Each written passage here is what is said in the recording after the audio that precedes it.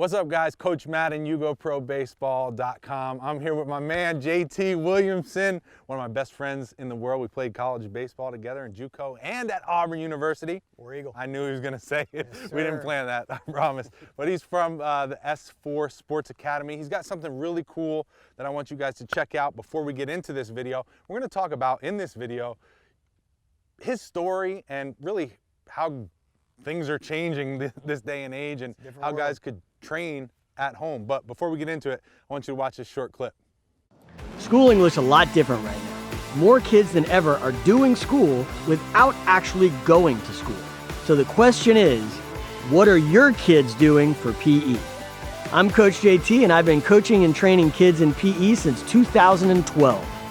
S4 at Home is made up of video lessons that your children can watch to learn proper exercises and sports techniques. It consists of 24 lessons where I will teach your kids right in your own yard. So check us out today. Click the link below to get more information or sign up right now. Let's get active.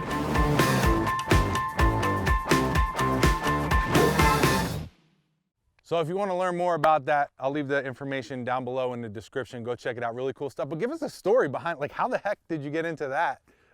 From going from playing college baseball and training kids, now you're offering stuff online. How does that work? Sure. So as I mentioned in the video, we've been training kids in sports since 2012. We primarily do after-school sports programs, which is where we will actually take our program, go on campus at schools, run our after-school sports, which is, and we focus on what we call the Big Four: football, baseball, basketball, and soccer. One of the things that we've tried to get into for years is the homeschool market, because we know that a lot of homeschoolers are, they don't have, it's not easy access to a PE program. Mom and dad are kind of having to figure it out, roll balls out there, tell the kids to go out and play on the monkey bars, stuff like that. So we've always thought that that was, a group that we could reach and that would benefit from our program. So probably 5-6 years ago, we actually got connected with a homeschool co-op, and we started working with the kids. The kids absolutely loved our program. Ultimately, it didn't end up working out. There's just some logistical stuff that didn't work out. But at that point, I realized there is, we could create a virtual program that would basically give these kids the S4 experience and some of the S4 lessons that we teach. And something that I worked on. It was a little bit of a pet project, a side project for a couple years. Would get to it when I could, but then COVID happened, and all of our in-person stuff, our camps, our after school, as you can imagine, would basically came to a halt. And as I'm panicking and trying to figure out how we're going to keep this thing going, I said, hey, I've got this virtual program that I think now, in today's world, when more kids are getting into the virtual side of learning and training, I think there might be some value to this. So we dusted it off, pulled it back out, made some tweaks, and it became the S4 at Home program. And so now it's our focus, and we know that when it comes to a virtual program, regardless of what it is, whether it's math, whether it's English, whether it's art, kids need structure. You can't just throw something out there and expect them to get what they need out of it. That's what this program is all about. It's structuring a PE program so that mom or dad, with quite frankly little engagement, is able to get your kiddos a proper PE experience. And that's what S4 at Home is all about. And before you came online, you had a gym and you had tons of kids in there having a lot of fun. What is you're swimming upstream, downstream. That's right, I don't know that's how right, to say that's it, right. but give us that whole side of the story. So in today's world, and I'm sure mom and dad, you probably recognize this, the youth sports landscape has certainly moved towards a more competitive nature, right? You've got the travel ball, you've got the elite soccer programs, the AAU basketball. I understand all these things, and there is it's a lot of these programs are great programs, and it's wonderful to see how much youth sports have changed since we were kids. That stuff didn't exist when we were kids, right? We just played out in the backyard. So there is obviously value in the way that youth sports has evolved. However, it's come at an expense, or there has been an expense to that. And in a lot of cases, I mean, we hear this all the time, you know, sort of the lesser talented or lesser experienced or, you know, more sort of marginalized athlete is just not getting those experiences that we got very organically as kids. And I think everybody would mainly agree that in sports, you learn and are taught lessons, life lessons that I know I do, that I still use today, you know, as an adult. And because of the youth sports landscape changing to that more competitive nature, I think there's been some disenfranchisement to some younger kids that are just like, listen, I'm not good. I'm only 8 years old, but I'm not good. I'm 9 years old. I'm not going to play. And they're not getting those experiences. So I say all that to say that our program is taking a step back. And it's really taking sports back to their fundamental base, which is fun. If sports aren't fun, I would argue that you're doing it wrong. So that's what our program is all about. We do football, baseball, basketball, and soccer. Not much beyond the fundamentals. As a matter of fact, the program is actually designed for K through second graders, but it's all about getting kids engaged, teaching them the ups and downs of sports, the challenges that come, the perseverance that comes from that, and getting them those base experiences. And that's the genesis of our program. And knowing you for as long as I have, I can assume that doesn't mean that everyone's coming in and you're babying everyone. I'm sure there's a level of competitiveness. Yes, you know, and again, going back to some of those lessons that sports teach us, you're not always going to be the best. As a matter of fact, most of us aren't going to be the best. I know I certainly wasn't. And you have to learn how to work through that. And you know, one of the things that we really promote in our program is self-progression. You know, maybe I'm doing a basketball dribbling drill today and I'm not very good at it at all, but if I keep practicing and I do it again in 6 weeks, all of a sudden I've nailed it. We like to track those personal progresses and really focus on that. And especially in our S4 at Home program, where, you know, presumably the kids are going to be doing it, aside from maybe having a friend or a brother, they're going to be doing a lot of it solo. So that focus a lot of times is going to come inwardly. And where are you getting your motivation? We try to cultivate that. I really like it because the parents don't have to do much, and the kids are getting what they need. But also, talk about the S4 bucks, because that seems like a big motivator. Buddy. So a few years ago, we came up with this concept because, as anybody can imagine, if you get 30 kids in a group after school when they've been pent up in a classroom all day and they know they're about to go have this super fun sports experience, they can be a little unruly, right? So we instituted this reward system that we call S4 bucks. It originally started as I'll just say it, kind of a behavior modifier, you know, to make sure that we could get them to listen to us and to do what we, you know, to be safe and do what we were saying as coaches. And it really just sort of grew from there. So the idea was that as we saw good behavior, as we moved on, we actually started adding in some athletic accomplishments, you know, some milestones, stuff like that, to where the kids can earn S4 bucks. We keep track of them. We constantly bring them visuals to let them see where they are and where they stack up.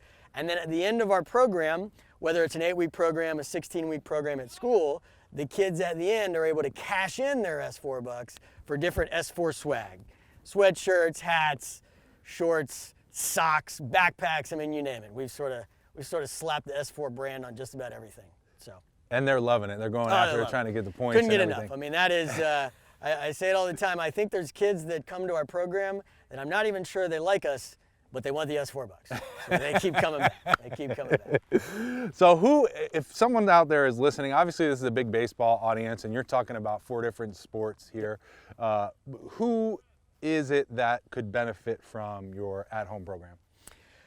Really, again, this is a PE supplement.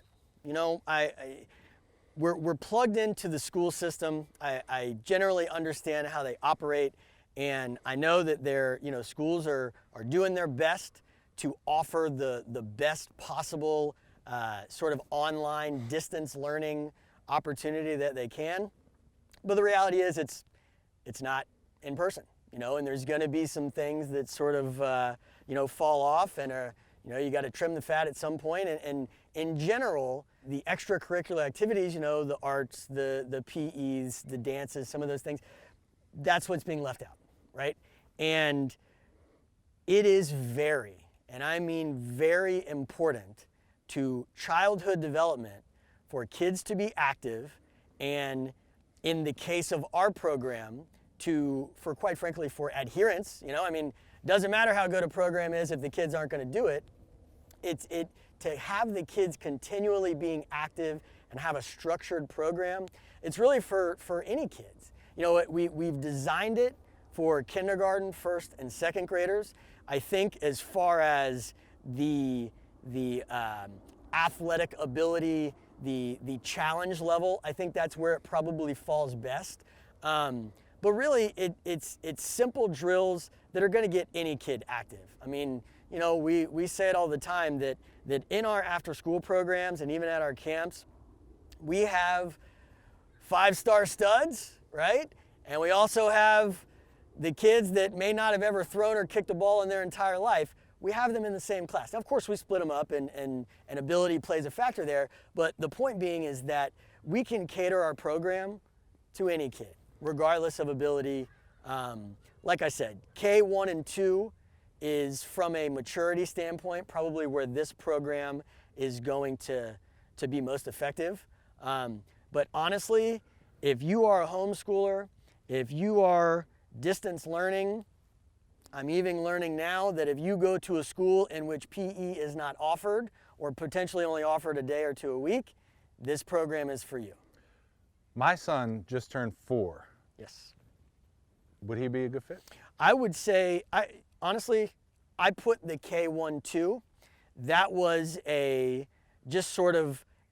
having been in this industry and doing this for a long time, that was just sort of a general, here's my experience with kids, here's where I think it fits the best. There's going to be outliers both ways, right? There are going to be some younger kids that I think if they've got some basic sports experience, and I mean basic, we're talking dribbling a basketball 10 times in a row, that type of thing.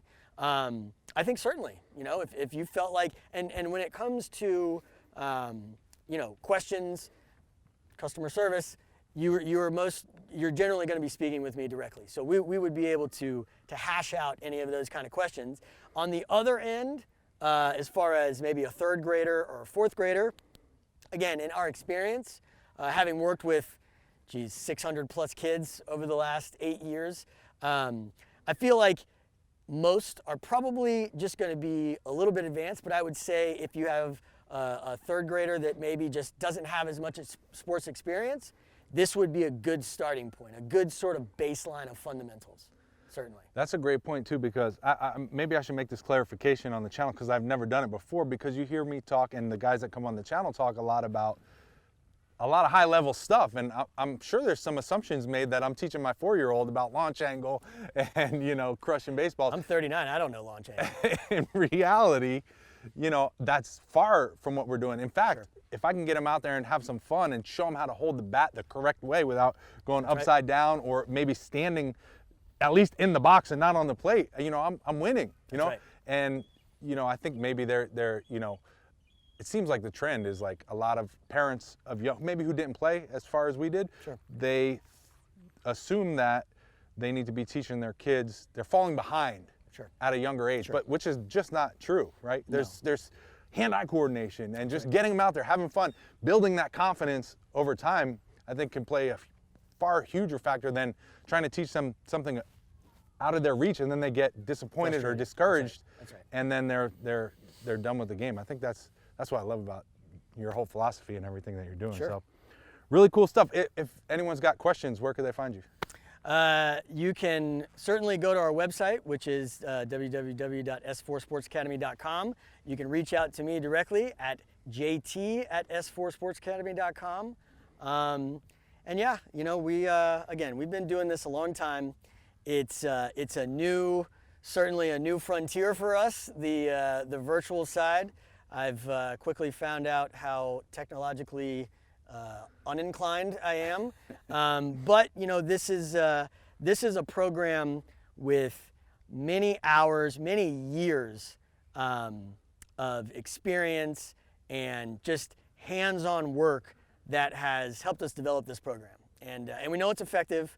We've already got great feedback in the pilot programs that we've done, and we know it's going to be a good fit in a really, you know, sort of weird time when I know people are looking for, you know, different options, and this is that. It definitely solves a unique problem, so right. I think it's going to help a lot of people. Again, you can contact him directly or leave a comment down below, whatever you want to do. Link is in the description. Check it out. If you got any questions for us, let us know. And we're actually going to shoot a bunch. This is the first video of today, but we're going to shoot a bunch of videos. I'm going to pick his brain about some baseball stuff. Again, he played with me at JUCO, walked on to Auburn University, became a starting outfielder. Really cool story. We're going to talk about that and a lot more baseball tips for you guys. So stay tuned. Make sure you're subscribed. Click the bell so you're notified every time we upload a new video. And we'll see you in the next one.